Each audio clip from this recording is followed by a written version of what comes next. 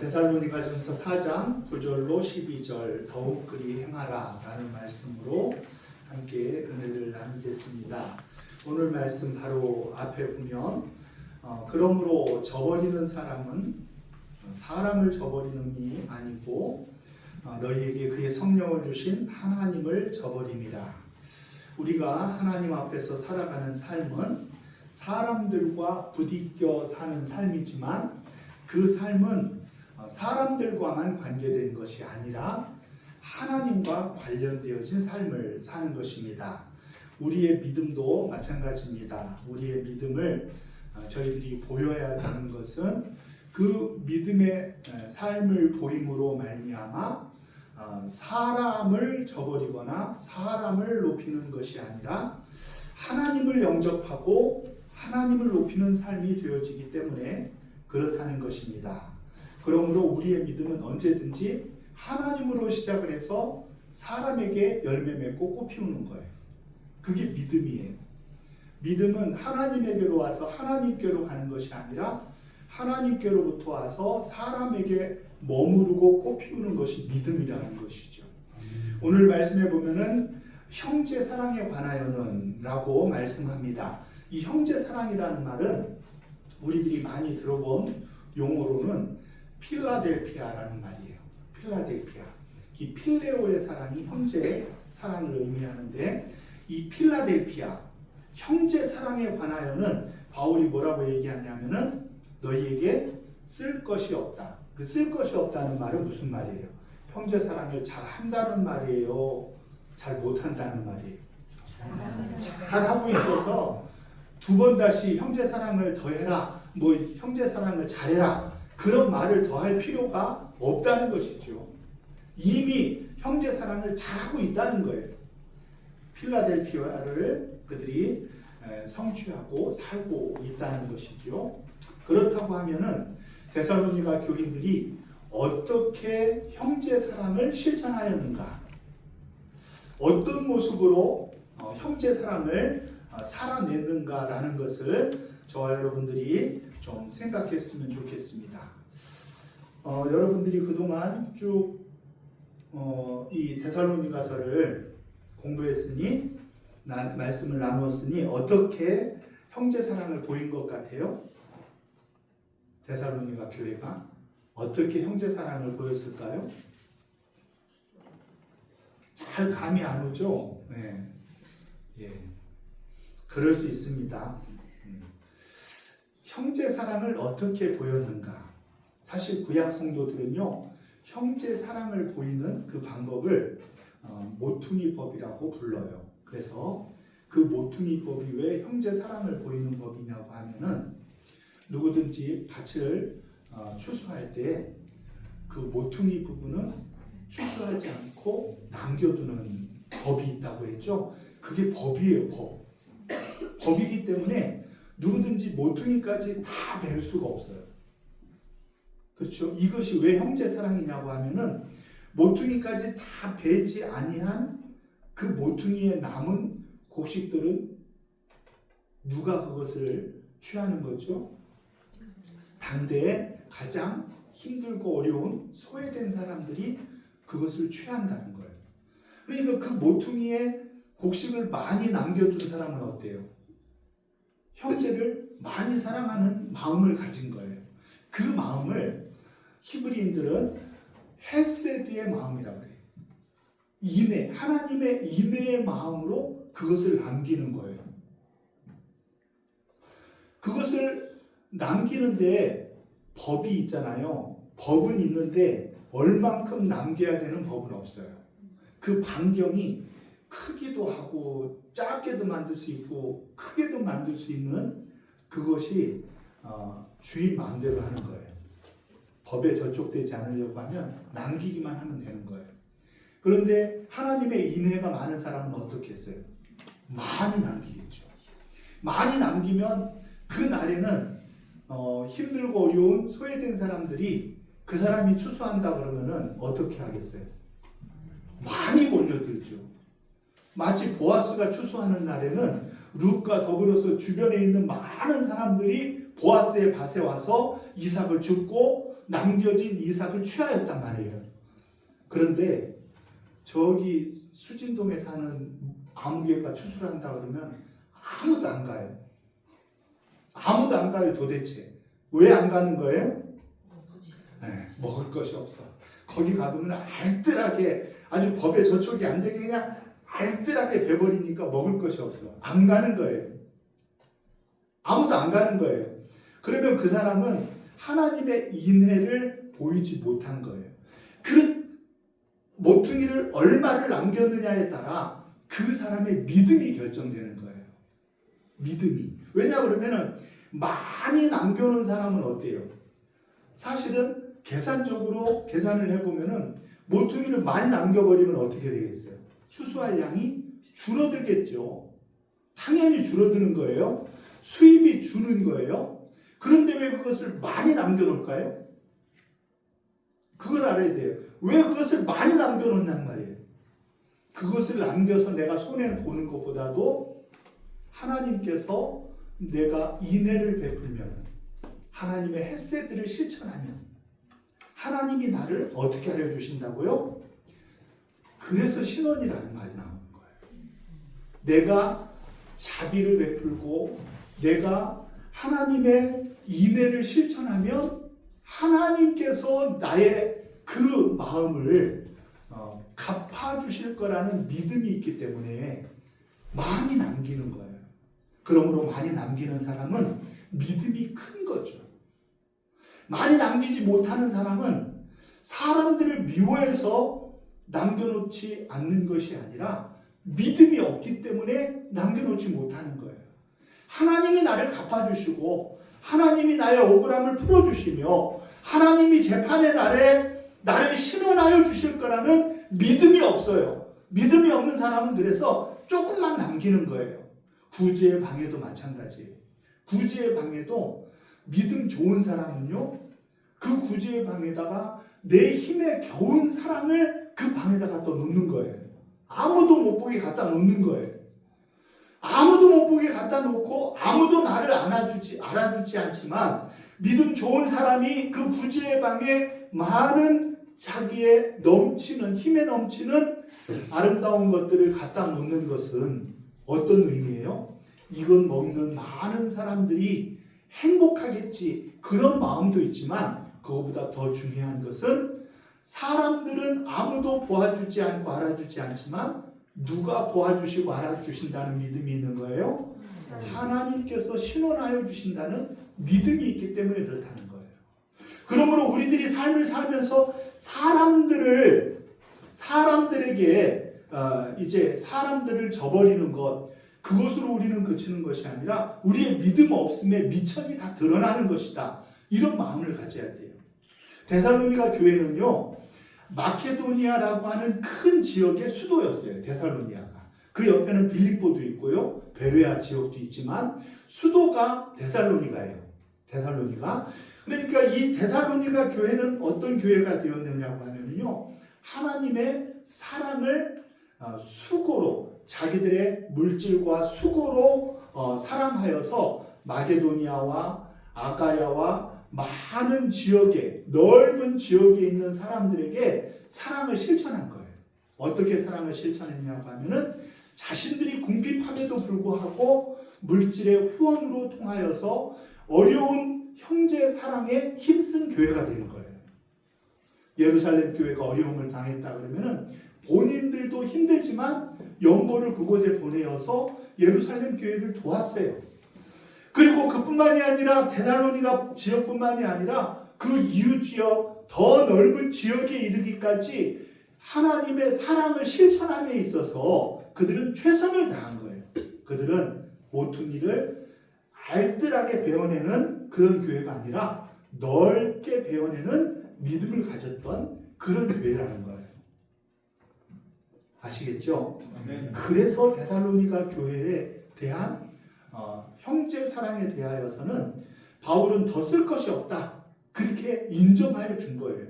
마치 우리 사랑하는 교회는 서로 사랑하라 라는 말은 더 이상 할 필요도 없어. 이미 너무 잘하고 있고 너무 아름답고 살고 있기 때문에 하나님이 하나님 앞에서 서로 사랑하라 이런 말을 쓸 필요가 없고 할 필요가 없을 정도로 아름다운 교회가 되어진 것처럼 오늘 데살로니가 교회는 형제 사랑에 관하여는 너희에게 쓸 것이 없다라고 바울이 인정하여 주신 줄로 믿으시기를 바랍니다. 아멘.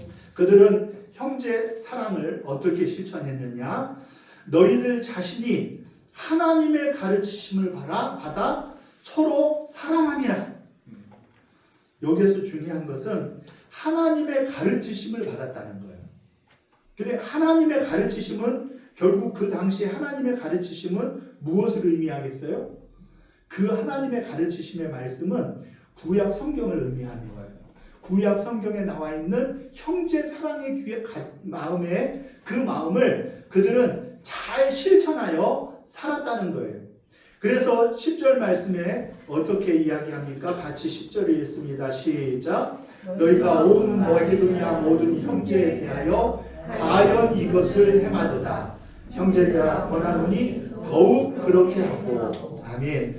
데살로니가 교회 지역뿐만이 아니라 더 넓은 지역인 마게도냐에 이르기까지 형제 사랑의 모습을 이 데살로니가 교회가 잘 감당하고 있었다는 거예요. 구제하고 어려운 사람들을 돌아보며 내 가진 것에 분에 넘치는 사랑을 통하여서 다른 사람들을 섬기고 사랑하는 모습이 너무나 많았다는 거예요. 저는 이렇게 잘하는 교회가 있으면은 계속 그렇게만 해 라고 말하고 싶어요. 여러분들은 어떻게 생각하세요? 이렇게 잘하는 교회가 있으면은 쭉 그대로만 해 그렇게 말하고 싶죠? 그런데 놀랍게도 바울은 뭐라고 얘기해요? 더욱 어떻게 하라고요? 그렇게 하라가 아니에요. 그렇게 하라가 아니라 더욱 그리 행하라라고 말씀하고 있어요. 너희들의 믿음을 보이라는 거예요. 더 큰 믿음을 보이라는 거예요. 우리의 아름다운 사랑의 모습이 더 큰 사랑으로 나타나면 그 더 큰 사랑의 모습이 결국은 너희들의 믿음이 더 크다는 것을 의미하고, 믿음이 크다는 것은 무엇을 의미하냐고 하면은 하나님을 믿는 믿음이 크다는 것을 의미하는 거예요. 믿음이 커야 하나님 앞에 사랑을 실천할 수가 있고, 실천하면서 사람을 기대하지 아니하고 하나님을 기대하는 그런 사랑의 모습이 되어질 때 그 아름다운 그 사랑의 모습, 형제의 사랑의 모습을 통하여서 하나님께서 영광을 받으실 줄로 믿습니다. 그러므로 형제 사랑에 관하여서는요, 한계가 없이 사랑해야 돼요. 아무리 잘하고 있어도 더 잘해야 돼요. 더 실천해야 돼요. 더 사랑해야 돼요. 그렇게 더 많이 하여도, 잘하고 있어도 더 잘해야 될 이유가 무엇이냐고 하면은 그것이 우리의 성숙을 의미하는 것이요, 그것이 하나님을 사랑함을 의미하는 것이요, 우리의 믿음이 하나님 앞에 아름답게 섰다는 것을 보이는 것이기 때문에 그래요. 하나님과 우리와의 관계 때문에 형제 사랑이 풍성하고 더욱더 풍성하기를 기대하는 하나님의 말씀을 저와 여러분들이 잘 받고 형제 사랑을 실천할 수 있기를 주의 이름으로 축원합니다. 형제 사랑을 하면 그 형제가 나에게 갚아주시겠죠? 우리가 누구를 잘 도와주면 그 사람이 커서 우리에게 보답하겠죠? 굉장히 곤란합니다. 그런 믿음은. 그런 믿음이 아니라 우리가 형제 사랑을 실천하면 어때요? 하나님이 우리를 신원하여 주신다. 우리의 손해본 부분을 하나님이 더 넘치게 채워주신다 하는 믿음이 있어야 그것이 가능하다는 거예요. 그 믿음이 없으면 우리는 형제 사랑을 할 수가 없어요. 그런데 우리가 형제 사랑을 실천할 수 있다는 그 의미는 하나님을 향한 믿음이 있다는 거예요. 우리를 신원하시고 우리를 알아주시고 우리가 어려운 가운데 형제를 섬기고 사랑하는 그 모습을 하나님이 갚아주실 거라는 믿음이 있기 때문에 우리는 그 믿음 때문에, 하나님을 향한 사랑 때문에 우리들이 형제 사랑을 실천하기를 주의 이름으로 축원합니다. 그 형제 사랑의 반면이 또 한 가지가 있는데 그것은 조용히 자기 일을 하라는 거예요. 11절 같이 읽습니다. 시작. 또 너희에게 명한 것 같이 조용히 자기 일을 하고 너희 손으로 일하기를 힘쓰라. 아멘. 우리가 이 말씀을 읽으면은 직업을 갖고 열심히 일해, 돈 벌어 라는 그런 의미로 들리지만 그거보다 더 깊은 의미가 담겨져 있어요. 데살로니가 교인들이 일을 안 한 이유는요, 그 이유는 생활에 넉넉함이 있어서 일을 안 하는 것이 아니에요. 그런 의미가 아니라 무슨 의미냐고 하면은 그들이 일을 안 한 이유는 주님이 오실 날이 곧 가까운데, 주님의 강림이 가까운데 일을 해서 뭐해? 세상 일을 내가 열심히 해가지고 무엇 한다는 거야? 이런 생각 속에서, 즉 이제 재림에 대한 열망과 잘못되어진 믿음 때문에 일을 그만두고 그냥 교회에서 나와서 기도만 하고 열심히 봉사만 하고 주님이 오실 그날을 기다리기만 하고 그러면 될 것 같은 그런 생각 속에서 일을 하지 아니하는 사람들이 많이 나타났다는 거예요. 데살로니가 교회의 유일하고도 가장 큰 문제는 바로 그것이 종교적인 잘못되어진 재림의 생각 때문에 자신들이 해야 될 일을 감당하지 않으면서 이전 일에 주님이 다시 오실 그날만을 기다리는 그런 사람들이 있었기 때문에, 그렇기 때문에 데살로니가 전서를 보면 1장서부터 2장, 3장, 4장에 걸쳐 계속해서 주님의 강림하실 때를 자꾸 강조해서 얘기해요. 왜냐하면 그 강림의 날을 잘못 기대한 사람들이 있기 때문에 그렇다는 거죠. 여러분, 주님이 만일 여러분 인생 가운데 앞으로 한 10년 후에 주님이 오신다. 그러면 여러분들 어떻게 살 것 같아요? 10년 동안만 내가 먹고 사는 것만 남기고 열심히 주의 일을 하고 싶어요? 네, 그러면 바로 이 사람들 같이 되는 거예요. 주님이 내년에 오신대. 내년에. 진짜 일할 새가 있어요, 없어요? 내가 지금 어린이집에 가서 애들 가르칠 지금 시간이 어디 있어요, 지금? 교회 와서 쓸고 닦고 목사님이 하려고 그러면 저를 비켜요. 내가 해야 돼요. 하면서 열심히 교회 일만 하고 주일 일만 하고 싶은 생각이 들어요, 안 들어요?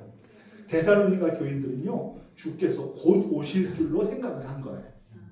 주께서 곧 오실 줄로 생각을 해서 자기 손으로 열심히 일하고 그리고 열심히 자기 일을 감당함을 놓아버린 거예요. 그러니까 그것이 형제 사랑을 반하는 이야기가 되어주고 형제 사랑의 반대 이야기가 되어버리고 만 거예요.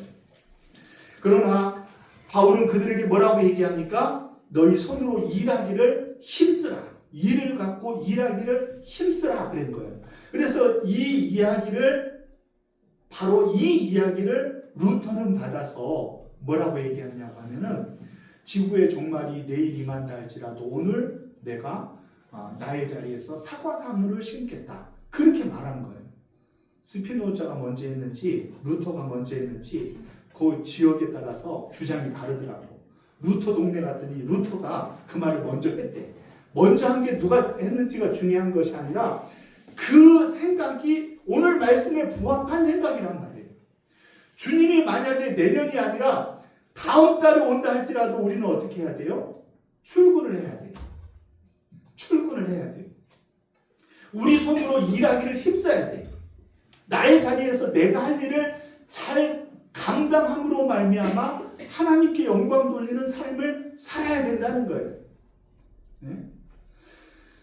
주님이 우리들에게 요구하시는 것은 언제 주님이 오실 것이기 때문에 우리의 신앙이 열광적인 신앙으로 바뀌어가지고 주님의 오심만 생각하고 다른 것은 관심 없는 삶으로 잘못되어진 신앙으로 가는 것을 하나님의 말씀은 원치 않는다는 것입니다. 왜 그렇습니까? 12절 같이 읽습니다. 시작. 이는 외인에 대하여 단정히 행하고 또한 아무 궁핍함이 없게 하려 함이라. 아멘. 형제들 간에 내가 궁핍하면은 누군가의 도움이 필요한 거잖아요. 형제 사랑을 실천하기보다는 형제 사랑을 요구해야 되잖아요. 그렇죠? 우리는 많은 형제 사랑을 베푸는 사람이 돼야 되겠어요? 받고 싶은 사람이 돼야 되겠어요? 우리는 모퉁이를 많이 남겨주고 싶은 사람이 돼야지 그것만 기대하는 사람이 돼서는 되지 않잖아요. 그러니까 우리는 단정히 외인에 대하여서는 단정히 행하고 그들에게 잘못되어진 시험거리를 두지 아니하며 또한 우리의 삶에 궁핍함이 없어 형제 사랑을 실천할지언정 형제 사랑을 기대하는 신앙이 되어지지 않기 위하여 저와 여러분들은 우리의 자리에서 일하시기를 주의 이름으로 축원합니다. 그래서 비유에 보면은 주님이 오시는 그날에 한 사람은 맷돌을 갈고 한 사람은 잠을 자고 또 한 사람은 밭을 갈고 그러죠. 그것이 지구의 시간이 둥글어가지고 다 시간이 다른 거예요. 그러니까 우리들이 잠잘 때는 열심히 잠자는 것이 믿음이 좋은 거예요. 잠 안 자고 그냥 막 기도만 하고 그런다고 다 좋은 것이 아니에요. 우리들이 해야 될 일장, 직장에 있어야 되는 사람은 그 직장 가운데 최선을 다하는 것, 그것이 믿음이 좋은 거예요. 우리들이 가정에서 해야 될 일을 잘 감당하는 것이 그것이 주님을 잘 섬기는 것이에요. 우리들은 우리들의 삶의 자리에서 최선을 다하여 하나님을 기쁘시게 하는 것, 그것이 좋은 믿음인 거예요. 그거를 거꾸로 하면 안 돼. 마치요. 어떤 공부 못하는 사람은 영어 시간에 수학만 막 풀어. 수학 시간에는 국어만 해. 국어 시간에 또 뭐해? 영어 해, 영어. 그래가지고 공부를 잘 못하는 거예요. 좋은 믿음은 어떤 믿음이냐? 하나님이 우리에게 요구하시고 보내주신 사명의 자리, 소명의 자리에서 내 할 일을 잘 감당하며 그 잘 감당하는 모습을 통하여 하나님을 보이고 하나님께 영광을 돌리는 하나님의 헤세드를 우리들의 삶 속에 보여내는 삶을 사는 사람이 좋은 믿음인 거예요. 그것이 아름다운 믿음이요 주님이 인정하시는 믿음인 거예요. 왜 우리들이 삶의 자리에서 최선을 다해야 된다고요?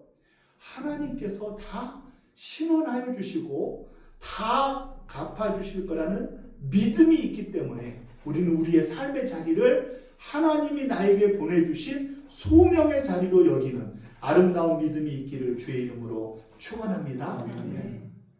우리들이 그 자리에서 사람들을 아프게 하고 사람들에게 상처를 주면 사람을 저버리는 것이 아니라 누구를 저버림이에요? 하나님을 저버림을 우리들이 알아야 돼요.